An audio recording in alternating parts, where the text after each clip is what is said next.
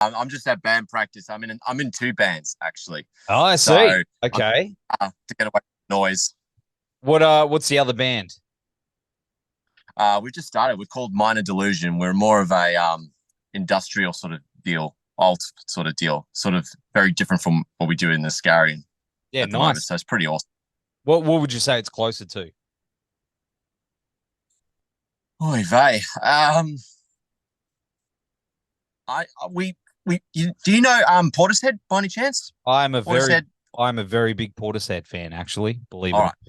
So Yeah. we're aiming for that kind of a sound, and we also do some Radiohead covers. So sort of along those lines, we want to try and be, a little bit alt in that sense. We've I got the love synths out in it. both of those bands.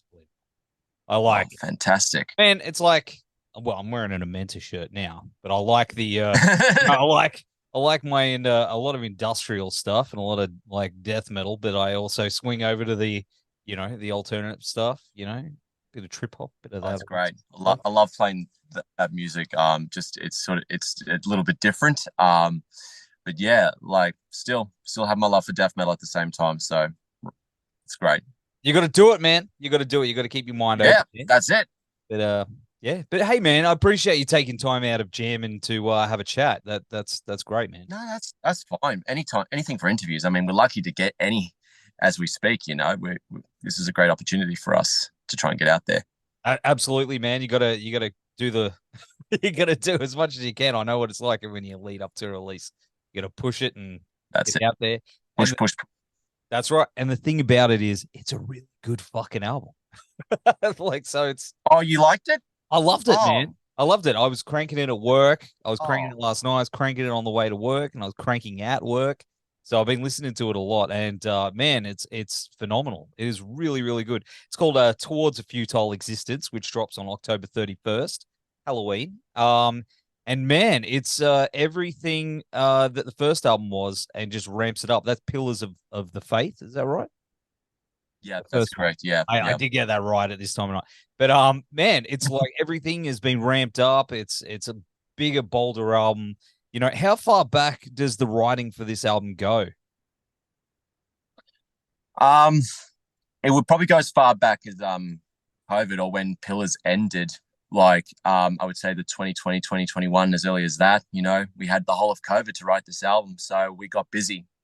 And a lot of changes were made, as you can probably tell, between the first album and the second album. We've changed a lot. We've got errors now. We can be classified as errors if we had a Wikipedia page. We've got two of them now. Yeah. That's awesome, man. That's awesome. I mean, it's as we were saying, it's a very different beast to Pillars. And it's got a few new elements added. At what point in the writing did you guys decide that you wanted to expand on that and expand on the sound and experiment with, the synths Oh, and stuff like that? well, yeah. So I guess it started um with our guitarist and lead vocalist and sort of main songwriter Johnny. He always wanted Iscarion to be more. So obviously we had Pillars and our EP before that, Pinnacle of Neglect, and they were very raw death metal sort of stuff. We were sort of tampering on melodic stuff a bit there, but he wanted to sort of go a bit deeper, sort of make it interesting as we go along. So he always had said he wanted some keys and as a sort of more main instrument, and he wanted some vocals, some clean vocals from a female lead singer. So we went on the hunt as soon as we could after COVID for a new lead singer, a co-lead singer, and we found Gaia, who's on the album, and you probably would have heard on Towards A Futile Existence and a couple of other great tracks off that album. And yeah, it's proven to be probably one of the best choices we've made, I reckon, considering how this album sounds. It's great. She's phenomenal, dude. Like Oh yeah, both those voices together sound amazing, and it's something a bit different yeah, there now. It's hard to find a really good female vocalist that loves the heavy stuff too. You know what I mean? In Australia, yeah, we've yeah. got them and we cherish them. Like I don't know, I don't know. There's a few. I don't want to leave anyone, because I know the people Yeah. like, oh, I love the heavy too. But how did you find her? Johnny found it. We had we the auditions sort of were a bit on and off for a little while. We were going along as a 4-piece, and we were sort of trying to find the one. We were trying to find the right one. We didn't want to settle on anyone. We wanted the right person, and finding Gaia just out of the blue, like she found our ad, and simply we auditioned her, and she was fantastic. Like we asked her to put to sort of see what she can do in her first audition, and she killed it. She utterly killed it, and we loved it. So we kept asking her back. And do you want to hear a story actually? Yeah, about our first absolutely. I can't remember for the life of me where it was. Oh no, it was Bendigo. It was the Bendigo Hotel in Melbourne, and it was our first gig with Gaia. And like all of us were like, all right, we've got to make room for Gaia, because we never had keyboards on a stage before. So we thought, oh, we'll make as much room as possible. So that meant Johnny was cramping us all the way to the left, and there was like the whole right of the stage was completely empty, apart from Gaia, who was only on for 2 songs. So the rest of us were just cramped on the left side. If you look at photos, it's just ridiculous. Like, we're all cramped on one side of the stage except Gaia, who's on her own on the other side, all alone. And our drummer Tim was just laughing the whole time at us, just like, oh, what have we done? But we're better at positioning ourselves going forward. And you've got Lewis is a part of the band now too, right? Yeah, so we found Lewis, an amazing guitar player, an amazing songwriter. He actually wrote a song you would have heard, Pandemonium. Yes. With Johnny on that album. It's a fantastic song. He has a lot of thrash metal influences that's sort of in his playing, and that's what made him perfect, because he was replacing Tommy, who was on Pillars as well. And Tommy had a lot of sort of thrash and classic influences, and that's kind of what we wanted, to suit what unfortunately Tommy had to leave the band for. And Lewis is killing it. Yeah, he sounds phenomenal. Let me try that again, dude. He sounds phenomenal. Yeah, go for that it. track. Yeah. It's been a long fucking day. Man, I tell you, like, I really, really dig this album, man. There's actually a friend of mine that I'm going to be messaging after this, because he loves this kind of stuff. It's right up his alley. So Shane, he'll probably watch this. So he'll dig this for sure. But mate, yeah, of course, the concept behind this one, Pillars was based on the 7 deadly sins, right? So what's this one? What's the concept behind this one? Well, this one is it's a more objective concept. It's about society. So it talks about sort of where we're headed as a group. Like, if you listen to the lyrics of Pillars, it talks about the inner self, and like how, sort of the 7 deadly sins are sort of, well, they're sort of ingrained in us. We all commit sin, whatever. But with this one, as a society, how we are moving forward, and how it can be pretty bleak of how we move forward objectively. And, obviously with the title track, Towards A Futile Existence, says it all. And, how we move forward in belief, how we move forward in faith, how we move forward in just chaos of it all.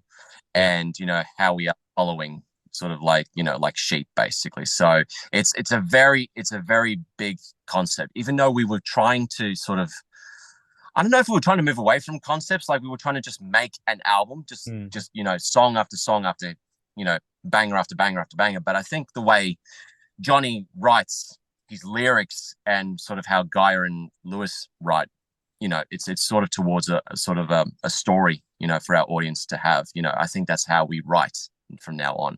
We have a story to tell. I do like the spoilers, like the Pink Floyd-ish kind of samples, like the spoken word sort of stuff in between. Yeah. That's very, very that cool.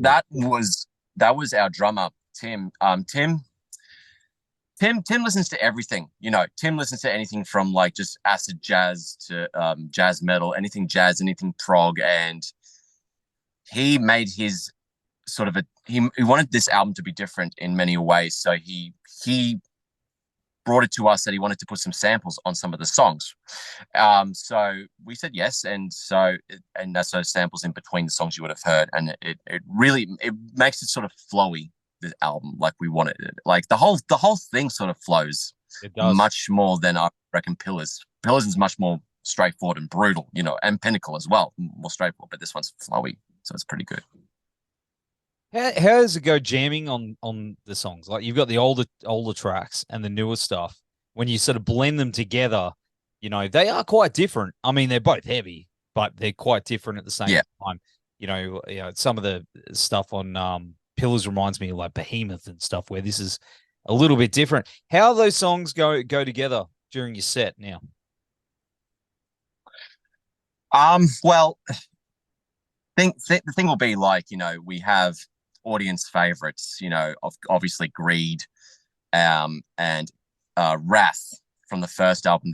Everyone sort of, you know, loves those songs, and they go really, really well with sort of like the longer tracks of Towards a Futile Existence. Stuff I have to say my own album name. Yeah, it's sort of, we have to be very sort of considerate of how the set list sounds to our audience. And, you know, do they want to start off with a banger? If it's wanted to be a banger, then we might as well start with something from Pillars, or, you know, in the middle, like we want to, you know, really dig deep. So we will do Futile Existence, or Decade of Decadence, which is another banger of a song that we've done live, and everyone loves that song live. We've started inviting people on the stage during Decadence, because we usually end our set with that song, and people are more than willing to come on stage and sort of, you know, just headbang to the last song of our set, and it's fantastic. We did that. I can't remember where we did it. It was the smallest stage you could ever imagine, but everyone just came up on the stage, and it was still a packed crowd. It was fantastic. So I think, yeah, sort of how we've sort of flowed the set list, it's been flawless.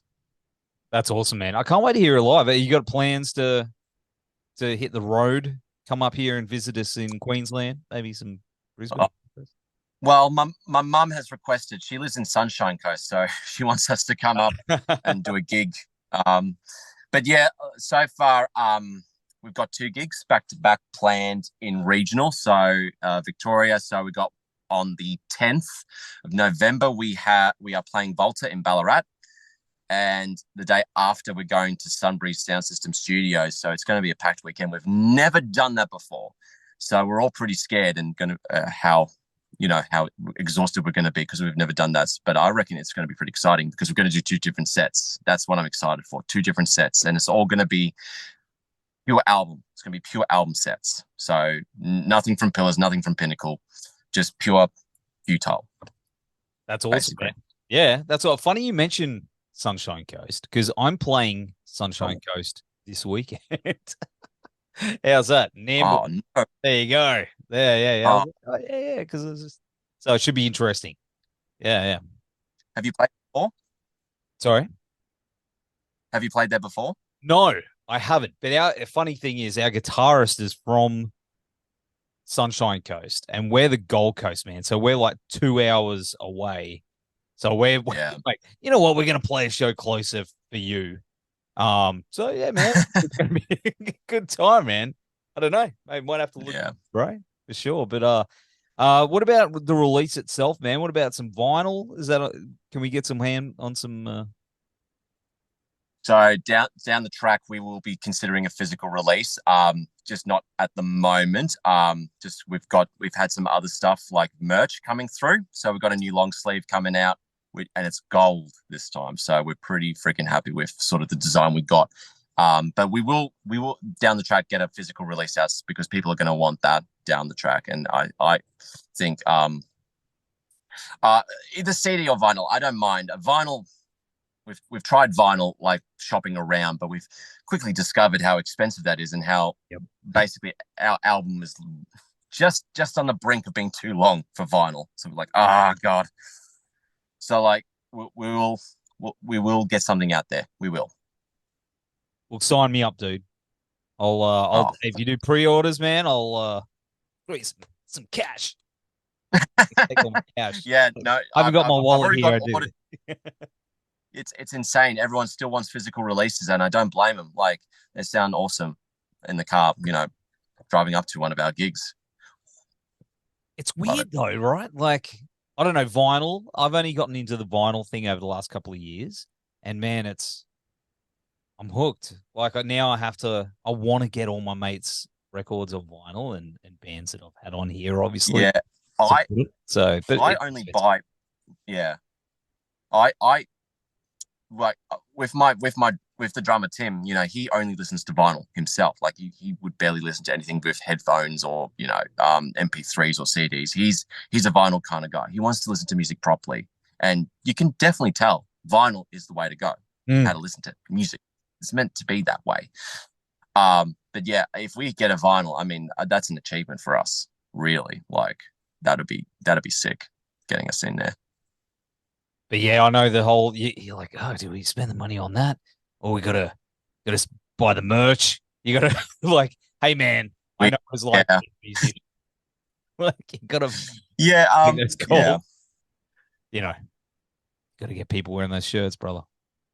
Oh yeah, we got to get people in. We got to get people in long sleeves and the hoodies as well. So, oy.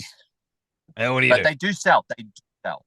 They do They sell. do. That is true. That is true. I'll have to grab one off you. But what else you got coming up? Obviously, album's going to drop. The new year's looking pretty promising for you guys. What's the future? So, believe it or not, the one thing we are trying our absolute best to get is a Melbourne gig. Um, in the gigs I've just mentioned, it's all regional because that's what all we could get in this year, Yeah. basically. And it's been very disappointing. Like venue after venue is just booked out. We had Canberra booked for a little bit, but that was taken by a bigger band who I won't say in this. We lost the venue. So it's been a bit of a battle to try and get something in Melbourne for us to just do something at home, bring the album home, play it live. Like that's another thing we want to do is to play the whole album live back to back in the track that you listen to. So that'd be the next big thing that we do is to try and get it out there and a physical release at some point. And then I guess moving forward we'd be writing as well. There are definitely songs already. Album number 3.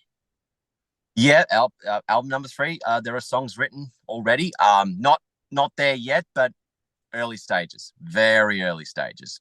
Probably couldn't even tell you if there's a concept or not at the moment. I mean, there's probably we want it to be more collaborative. We want to be all in the same room writing this new album, like getting our heads together. Pretty much. Man, I'm excited, dude. I'm excited, and hopefully we get to see you. And I do know what you're saying about like trying to book shows at the moment because all these big tours are coming through and just steamrolling all the little dudes. But hey, man, if it happens next year or whatever, come up and see us, play a show with us. On the Goldie or Brizzy or whatever, we can make it happen. But in the meantime, dude, hey, you should be jamming on some Radiohead and stuff. Sorry, I've held you up, but I appreciate your time. Nah, all good, man. All good. So yeah, man. All right, I'm gonna have all the links down here and on the website, which is I'm pointing at my roof. It's not actually up on my roof. Brother, thank you so much again. Stay in touch and tell everyone I said go kick some ass. No worries. Thank you so much for having me on this. Love the opportunity. Thank you so much. Really appreciate it.